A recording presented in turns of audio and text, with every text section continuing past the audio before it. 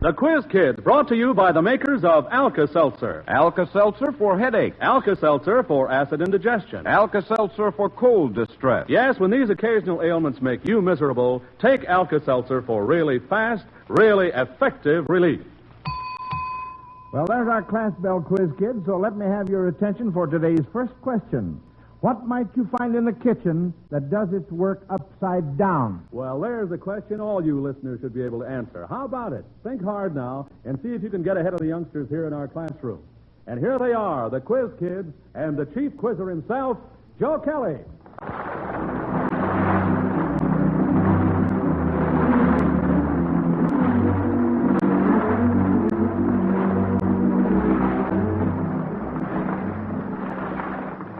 Thank you, Bob Murphy, and hello, everyone. Well, we're going to get this Quiz Kids question session underway at once.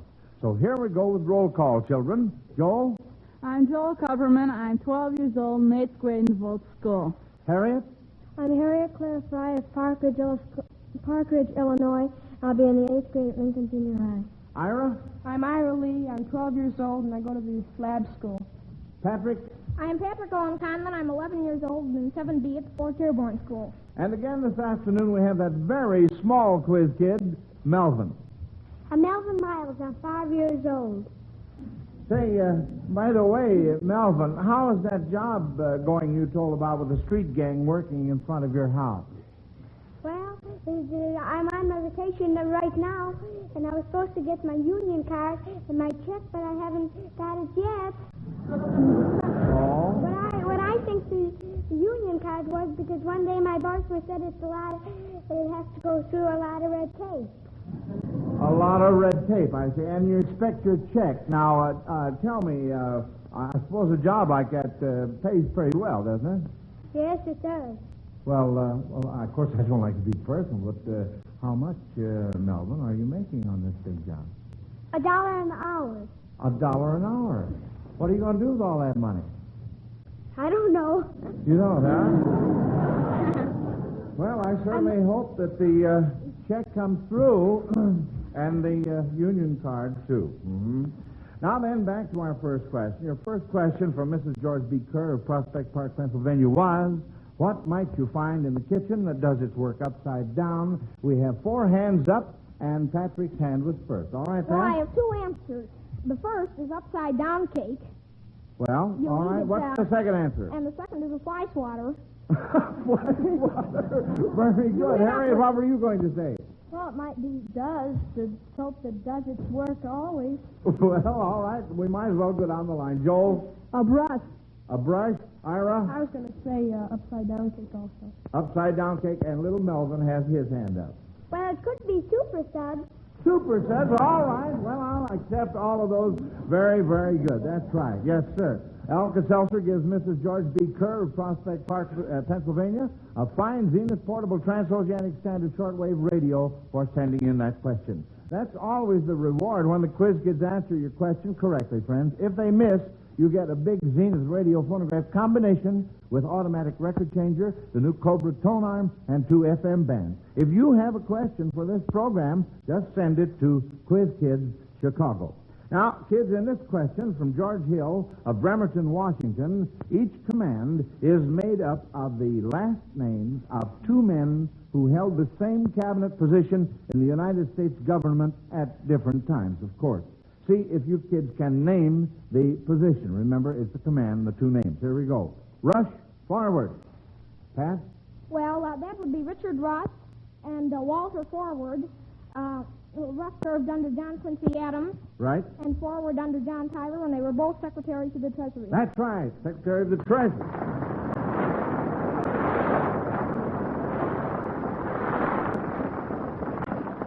Here's the next command. Hunt Moody.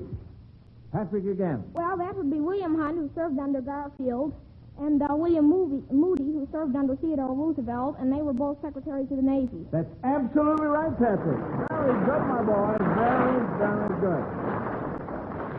Now, this question is from Lucille Miller of San Francisco, California, kids. Each of the following songs suggests a job you youngsters might like. And I don't mean on the street gang either, Melvin. One where you don't have to wait for your check, see? And of course, the union card, that's right, yeah. Now, you must try and get 2 out of 3 on this. What job does this song bring to mind?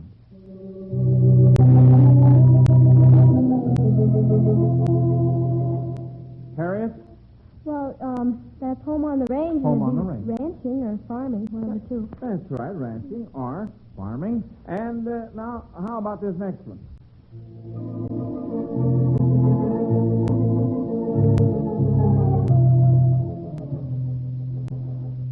Joe? It's magic. It's magic, So you could be a magician. Magician, that's right. And you know something? Little Melvin's hand went up just almost the same time as yours did. What were you going to say, son? Well, I was going to say, Rockabye Baby. Oh, well, no, that, the name of the tune was like Joel said, it's magic, so it would be magician. He's hardly out of the cradle himself, I want to tell you. Well, now, what job would this be?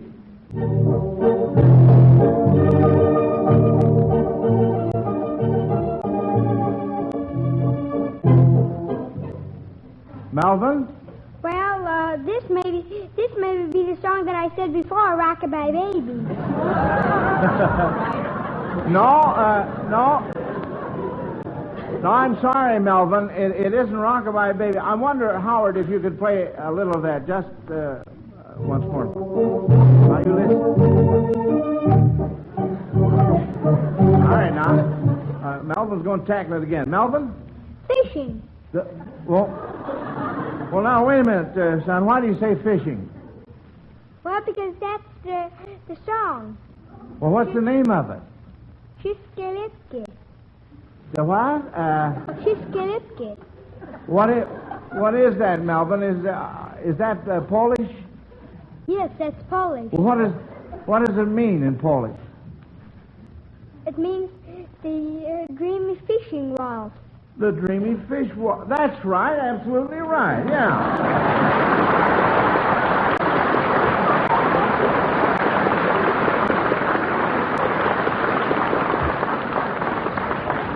That's fine. I'm just wondering, Melvin, could you sing a little of that for us? Sure. All right. Let's have everybody be real quiet now. Shiskilipkis pion wysiarcie. Plum, plum, plum, plum, plum, plum, plum. Moja pani spać nie może. Plum, plum, plum, plum, plum, plum, plum. Well, fine.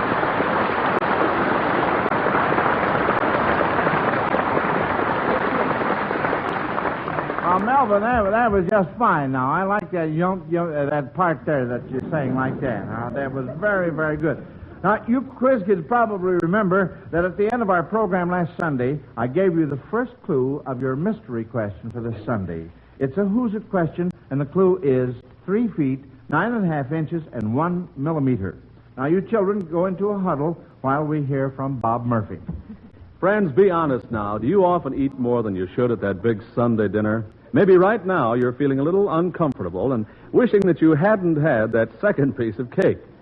Well, you know, you don't have to let that stuffy, uncomfortable feeling of acid indigestion spoil your Sunday afternoon. Here's the thing to do. Get out your package of Alka-Seltzer.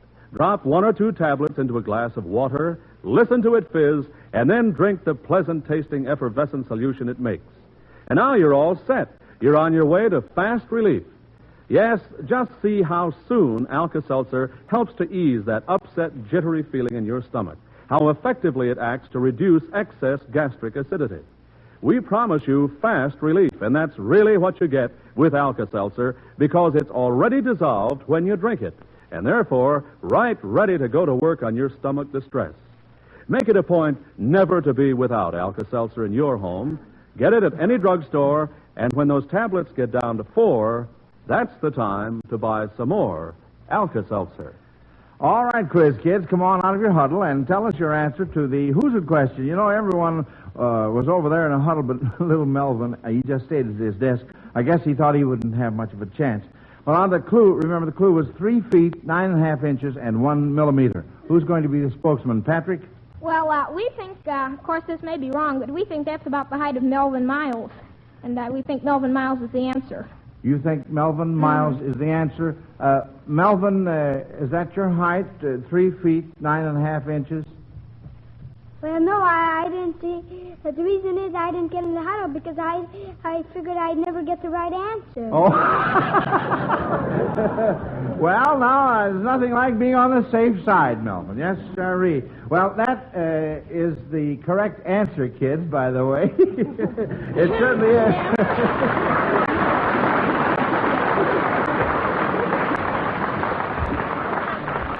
We're going to clear up the clue, 3 feet, 9.5 inches and 1 millimeter. The abbreviation of a millimeter is MM, which are the initials of Melvin Miles. Yeah, and we found out from his mother how tall he is. He's 3 feet, 9.5 inches tall. All right, now I'm going to give you, Quiz Kids, the first clue to next week's mystery question at the end of the program.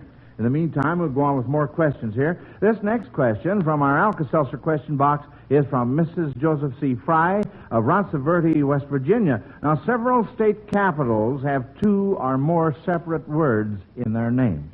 Can you name 3 of them? Patrick? Well, I had one. State Santa Fe. What? Santa Fe, New Mexico. Santa Fe, that's 1. And, Joe? Oklahoma City, Oklahoma. That's 2. And Carson City, Nevada. Carson City, Nevada. Pat has his hand up. Jefferson City, Missouri. Jefferson City, Missouri. I only asked for 3. You gave me 4. That's wonderful, kids. That's fine.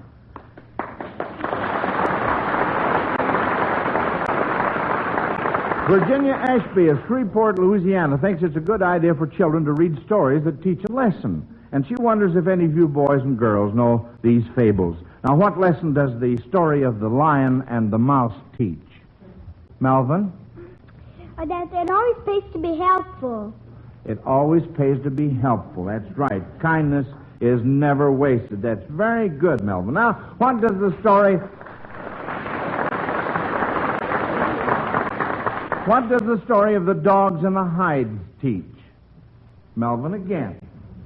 That you should never try to do anything that's impossible. Good boy, Melvin. That's right.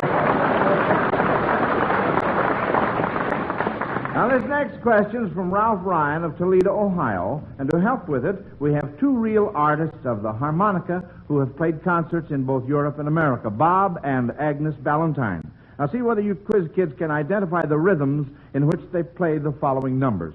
All right, Bob and Agnes, let's have the first one.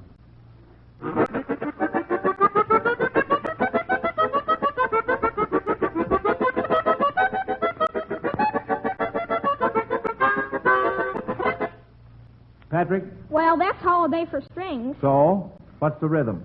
Well, you mean the exact time? The tempo, uh-huh. Well, Joe? 3-4. No. Patrick? Might be 2-4. 2-4. That's very good. Now, I'll tell you what. Let's have a little more on this last one, Bob and Agnes. That was a little short, and I'd like to hear you 2 play.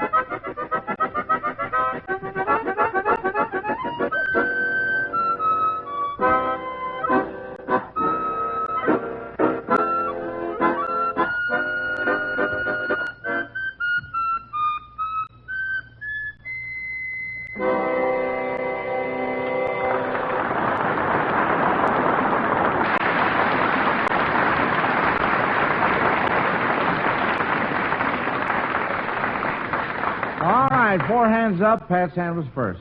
Well, that was Bumble Boogie from the Walt Disney picture Melody Time, and I'd say that would be played in 3/4 time. 3/4 time? You'd say that? Well, how are you going to say, Joel? 6/8. You were going to say 6'8"? And Ira? 2'4". 2'4"? Well, oh, any more? Oh, I'm afraid, Ira? 7'8". No. That's size of my hat. Pat? Well, if all those are wrong, it'd have to be 4'4". 4'4"? Well, Yeah. I'll tell you, the last part of it was 4'4", but the first part, what, Joe? 4'8". No. You give up, Harriet? 6'8". No, it was boogie-woogie time, 8 to the bar. Well, you missed on that one. So that means that Ralph Ryan of Toledo, Ohio, gets a big Zenith radio phonograph combination from the makers of Alka-Seltzer. Thanks a lot, Bob and Agnes. That was very fine music. Now, here's a question from Elsie Hayes of New York City about animals that aren't animals. 2 out of 3 on this one. What kind of an elephant do you try to get rid of? Patrick. Well, you could try to get rid of pink elephants. Yeah. I hadn't thought of it. Because they will, that's a sign that you're going insane. Oh, and then, it of is. course, in prehistoric animals, you'd like to get rid of the mastodon, which is a great big animal, much bigger than the elephant. Yeah, well, I'm thinking of... And also, the Democrats like to get rid of the Republican elephant.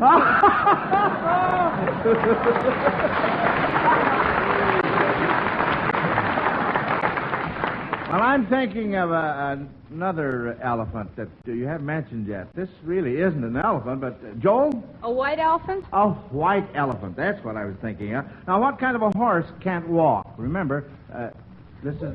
Ira? A horsefly? Oh. No. Pat? Charlie horse. Charlie, that's wonderful. That's fine. Joel? A horse throat? Well, all right, Pat has another answer. A rocking horse. A rocking horse. Both very good. Now, what kind of an eagle smokes a cigar? What kind of an eagle smokes a cigar? What kind of an eagle smokes a cigar? You give up on this? We've saved the question. I asked for 2 out of 3. You've given me 2. Ira? There might be some Indian by the name of Eagle, Chief Eagle, or something like that. No. Well, you give up on this one. The kind of an eagle that smokes a cigar is one that belongs to the fraternal order of eagles. You know, I thought it'd be kind of fun to see if you would get that. The Eagles are holding a convention out in Seattle, Washington, and I think a lot of them are listening in. Now, this romantic question is from Dorothy Finkbeiner of Salem, Oregon. If you found these initials carved on a tree, what famous sweethearts in opera might they be? T and I. T and I. Joel? Tristram and Isolde. That's right. The Joel. opera was by Wagner. That's right. That's correct. Now, what sweethearts in opera might have carved these initials on a tree? R and J. Joel? Romeo and Juliet. Romeo and Juliet. Now, can any of you quiz kids sing anything from either of those operas? Harriet? Well, I can sing the waltz song from Romeo and Juliet. Oh, you can?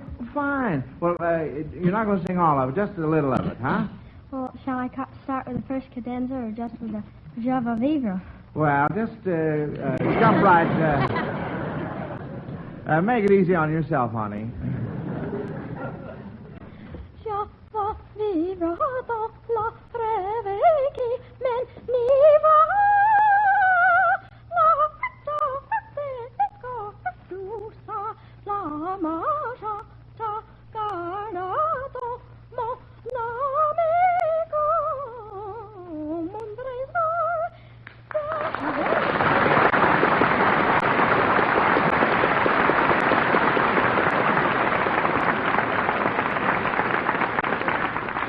Thank you, Harriet. That was very lovely. I'm glad you started with that. Now then, let's all take a breather while Bob Murphy talks about the past and the present. Yes, and in relation to a headache, Joe. Now, friends, the memory of that headache pain you had yesterday or the day before or last week doesn't bother you very much today. No, it's that misery of the moment that headache pain brings on which causes all the trouble. Like this. Jane, for heaven's sakes, can't you keep the kids quiet? I have a headache. Or... I'm so sorry, Bob. I just can't go. My head is splitting. I couldn't enjoy a movie. Yes, friends, think back. You've been irritable, changed plans, made excuses for yourself at some time or another because you had a headache. And how different things could have been if you had remembered Alka-Seltzer. Yes, I mean your good friend Alka-Seltzer that you keep on hand all of the time for fast relief from acid indigestion. It can be just as effective in bringing fast relief from headache pain as from acid indigestion, you know. Just try it and see for yourself. That's right. Next time a headache makes you miserable, put Alka-Seltzer on the job and just see how soon you say, well, what do you know? My headache's gone. I feel fine, thanks to Alka-Seltzer. You said it. That Alka-Seltzer is really something when you want fast relief from a headache. Yes, remember, when headache causes grief, misery can be brief. Take Alka-Seltzer for relief. I know you're all anxious to hear the first clue for next week's mystery question. I'll give it to you at the end of the program, so keep listening after the bell. In the meantime, here's our next question. Biographies and autobiographies are the favorite reading of Faye Amos of Kansas City, Missouri. She wants me to read only one or two lines from a famous biography, and you, children, are to tell who the book is about. There are two parts to this question, and both concern men who were imprisoned. Here's the first. I am not a prisoner of war. I came on board the Bellerophon of my own free will after previous negotiation with the commander. Joel? That'd be Napoleon. That's right. Because after the Battle of Waterloo, he insisted that he wasn't a prisoner of war, that he should be allowed to go to America, but he was imprisoned by the British. That's right. Now, let's see about this next one here. Whose autobiography is this? I have made for the Holy Church so many ornaments in silver, gold, and precious stones. Is this the remuneration you employ towards a man who has served you and loved you? Pat? Well, that sounds like Benvenuto Cellini, That's the famous just who it is. goldsmith. That's right, Cellini. That's correct. Now, this next one is from C.A. Dodds of Kansas City, Missouri. What's the fewest number of pigs it would take to lie with their heads pointing alternately east and west, with three heads one way and three tails the other way? There's a dandy. Harriet. No, that wouldn't be right. I was thinking It wouldn't. All right. Ira? Be 6? No. Sorry. Joel? Could you repeat the question? All right. What's the fewest number of pigs it would take to lie with their heads pointing alternately east and west, with three heads one way and three tails the other way? Ira? 3 pigs. No. Joel? 12 pigs. No. Harriet? 10? No. Oh, I'm afraid I got you kids on this one. Yeah. 5 pigs is the answer. Now, you figure that out, and you'll find that I'm correct. 5 pigs. It would take 5 pigs. Well, that means, Miss... Yes, sir, for the Quiz Kids. So, Alka-Seltzer gives away another big Zenith radio phonograph combination. This one goes to C.A. Dodds of Kansas City, Missouri. Mrs. Fredna Allen of Richmond, California says that not everyone can be a quiz kid, but there have been several adults who had the nickname of Kid. Can you name 2? Patrick. Well, right offhand, I can think of the Cherokee Kid. That was Will Rogers. Will Rogers, that's one. And, that's right. Then Kid McCoy, a lightweight championship. That's lightweight right. champion. The prize fighter. And I can name a couple more, too. Well, all right. I'll ask for Billy Southworth was Billy the Kid, the baseball manager. Billy his the nickname. Kid? And then, of course, the real Billy, the Kid, the Desperado. What was his name? You remember his real name? Yes, William Bonney. William Bonney, that's right. Billy the Kid.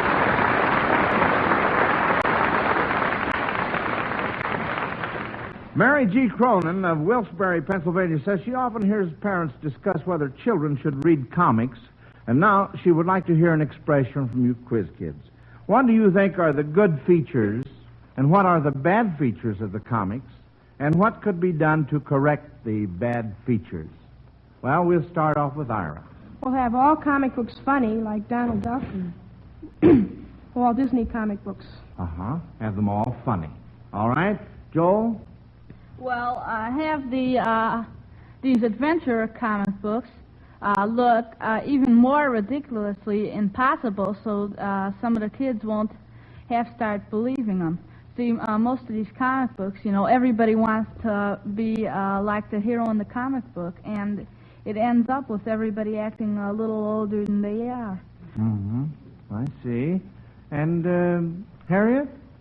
Well, I think that there's one good feature about the comic books, the gruesome ones, that they do show that you never can get away if you commit a crime and if you go outside the law, and that the law always wins.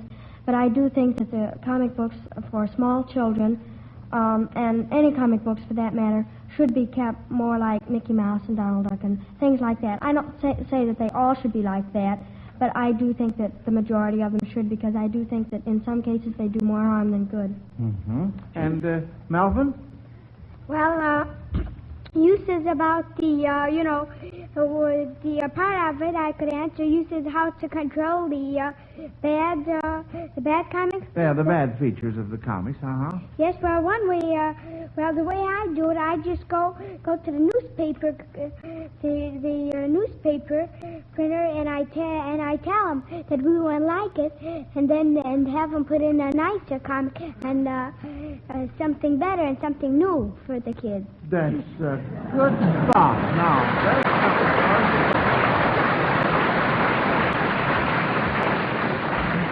I think you've got something there, Melvin. And Patrick? Well, I think that funny books should have the majority of comics on the stands, but I don't think that all adventure comics should be done away with, because not everyone has a sense of humor who likes comic books. Of course not. There shouldn't be such ones like... Well, I wouldn't mention any names. No, let's don't mention any names. I don't think we'd better mention any names. Well, I think that was a very fine discussion, and I liked Melvin's idea there very, very much. Yes, I certainly did. For 5 years old, yes, sir. Well, let's get along to more questions. Now, if you quiz kids had jobs this summer and helped out these fictional characters, Mrs. E.J. Janso of South Bend, Indiana, wants to know what you would be doing. First, Tom Snout. What would you be doing if you were helping Tom Snout? What can we identify Tom Snout? No? Well, he was a tinker in Midsummer Night's Dream by Shakespeare. So you would be helping him mend kettles or possibly helping him put on a play.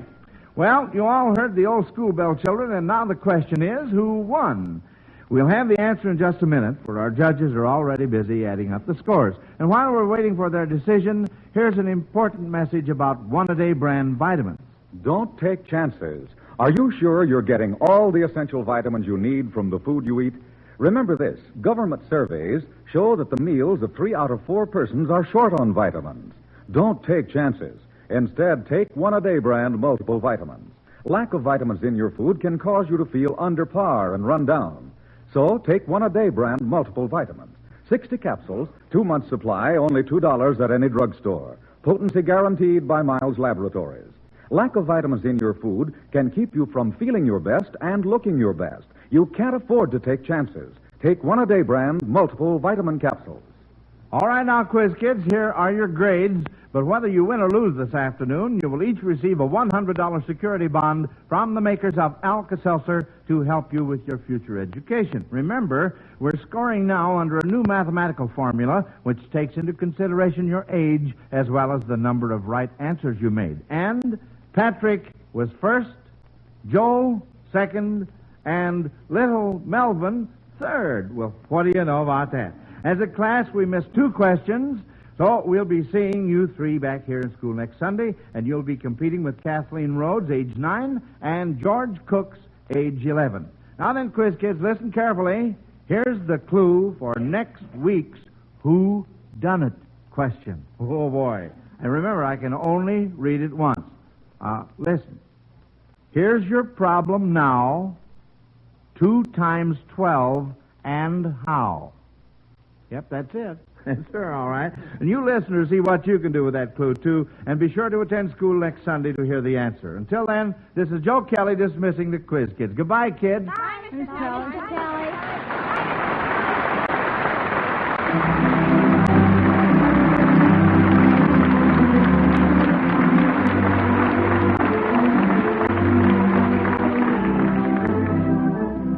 Listen to the Quiz Kids every week and listen to Alka-Seltzer's News of the World every Monday through Friday on most of these NBC stations. This is Bob Murphy speaking.